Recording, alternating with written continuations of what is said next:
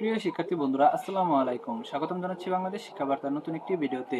2024 সালের এইচএসসি পরীক্ষার্থীদের যেসব পরীক্ষা স্থগিত হয়েছে সেসব পরীক্ষার টাকাগুলা কিন্তু ফেরত দেওয়ার কথা ছিল।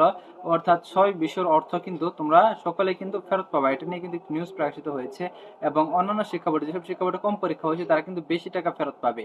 তো এটা এখন তোমাদের কলেজ কর্তৃপক্ষকে শিক্ষা বোর্ড টাকা ফেরত দিয়েছে কিনা, কেন্দ্র থেকে কলেজ কর্তৃপক্ষে টাকা চলে এসেছে কিনা, নাকি কলেজ কর্তৃপক্ষ তোমাদের টাকাটা দিচ্ছে না। তোমাদের অনেকে বলতেছো যে টাকা পেয়েছি, অনেকে বলছো যে টাকা পাইনি, এরকম ধরনের নানা ধরনের প্রশ্ন কিন্তু রয়েছে। এখন এই সকল প্রশ্নগুলোর উত্তর দেওয়ার চেষ্টা করবো আজকের এই একটি ভিডিওতেই। তো তোমরা যারা ভিডিওটি দেখতেছো প্রথম থেকে শেষ পর্যন্ত দেখতে থাকো এবং আমাদের চ্যানেলটি যারা এখনো সাবস্ক্রাইব করো নাই আমাদের চ্যানেলটি সাবস্ক্রাইব করে রাখো। শিক্ষা সম্বন্ধে সকল আপডেট তোমাদের নোটিফিকেশনে কিন্তু সেটি চলে যাবে যদি আমাদের চ্যানেলটি সাবস্ক্রাইব করে পাশে থাকা বেল আইকনটি বাজিয়ে দিয়ে রাখো। সরাসরি আমরা মূল বিষয়ে চলে আসি। সেটি হচ্ছে এইচএসসি বাতিল হওয়া 6 বিষয়ের টাকা যে তোমাদের ফেরত পাওয়ার কথা। অন্যান্য শিক্ষা বোর্ড যেসব শিক্ষা বোর্ডে কম পরীক্ষা হয়েছে তারা আরো বেশি ফেরত পাবে। তো তোমাদের এই টাকাগুলা ফেরত দেওয়া হবে কিনা সেই বিষয় নিয়ে কথা বলছি। যে তোমাদের যে কলেজগুলো রয়েছে সেসব কলেজগুলা কিন্তু তোমাদের কিন্তু এইসব টাকা ফেরত দিতে বাধ্য। কারণ শিক্ষা বোর্ড যখন ঘোষণা করেছে যে তোমাদের টাকাগুলো ফেরত দিবে, সেহেতু কিন্তু তোমাদের টাকাগুলো কিন্তু শিক্ষা বোর্ডে কিন্তু অবশ্যই ফেরত আসবে এবং কেন্দ্র থেকে কিন্তু তোমাদের কেন্দ্র ফিড থেকে কিন্তু তোমাদের টাকাটা কিন্তু ফেরত দেওয়া হবে, কারণ ওইসব পরীক্ষা কিন্তু অনুষ্ঠিত হয়নি, স্থগিত হয়েছে। তো এসব টাকা কি এখন এসেছে নাকি আসে নাই?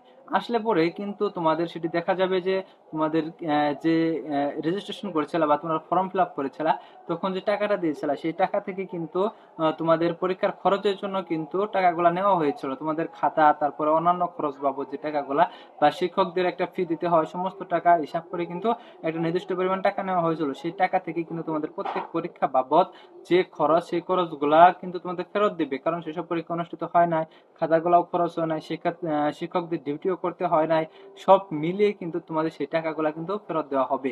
পাশাপাশি কেন্দ্র থেকেও কিন্তু তোমরা একটা ফি পাবা।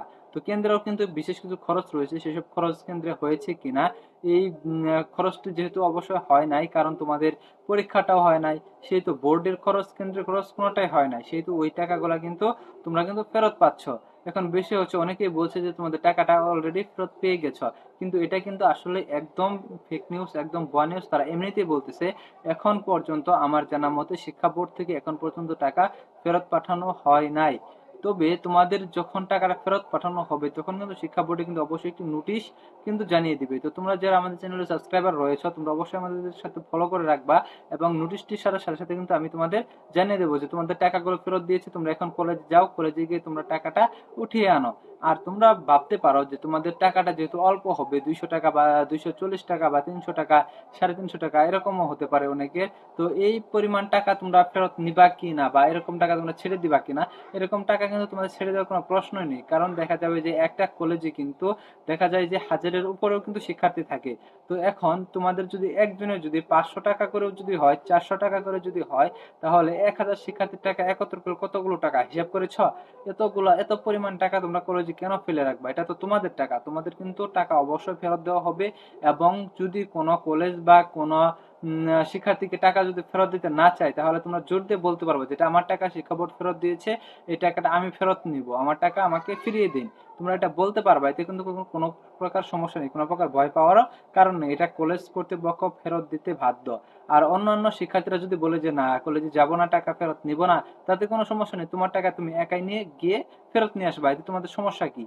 কোনো প্রকার সমস্যা নেই। আর তোমাদের টাকাটা যখন দেওয়া হবে তখন কিন্তু কলেজ থেকে তোমাদের জানিয়ে দেওয়া হতে পারে, যেহেতু শিক্ষা বোর্ড থেকে তোমাদের অবশ্যই নোটিশের মাধ্যমে জানিয়ে দিবে। আর তোমাদের যদি পরিচিত কোনো টিচার থাকে, ভালো সম্পর্ক থাকে, সেই টিচারকে তোমরা কল করবা, কল করে জিজ্ঞেস করবা যে বোর্ড থেকে একটা টাকা আসার কথা ছিল, সেই টাকাটা এসেছে কি না, তখন জানতে পারবা। আর যদি এরকমটা বলে যে না টাকা আসেনি, সামনে যখন আসবে তখন বলবো নি, এরকম কথা বলতে পারে। তো তোমরা যারা আমাদের চ্যানেলের সাবস্ক্রাইবার রয়েছে আমাদের চ্যানেলটি ফলো করে রাখো, যখনই টাকা চলে আসবে তখনই কিন্তু নোটিশ প্রকাশ করবে, নোটিশটি তোমাদের দেখিয়ে দিব এবং তোমাদের জানিয়ে দিব যে তোমাদের টাকাটা ফেরত দিয়েছে। তোমরা সাথে সাথে কিন্তু কলেজে যোগাযোগ করবা এবং টাকাটা কিন্তু তুলে আনবা। এবং যদি টিচাররা যদি বলে যে টাকা ফেরত আসেনি তাহলে তোমাদের সেই নোটিশটি কিন্তু তোমরা দেখিয়ে দিতে পারবা যে টিচারদের যে শিক্ষা বোর্ড থেকে নোটিশ দিয়েছে টাকা ফেরত এসেছে, আমাদের টাকা আমাদের ফেরত দিন। তো যাই হোক, আজকের ভিডিও এ পর্যন্তই। এবং তোমরা যারা আমাদের চ্যানেলটি সাবস্ক্রাইব করো না এখনো, আমাদের চ্যানেলটি সাবস্ক্রাইব করে রাখো এবং পাশে থাকা বেল আইকনটি বাজিয়ে দিয়ে রাখো এবং আমাদের ভিডিওটি শেয়ার করো যাতে তোমাদের বন্ধুরা উপকৃত হতে পারে। ধন্যবাদ সকলকে।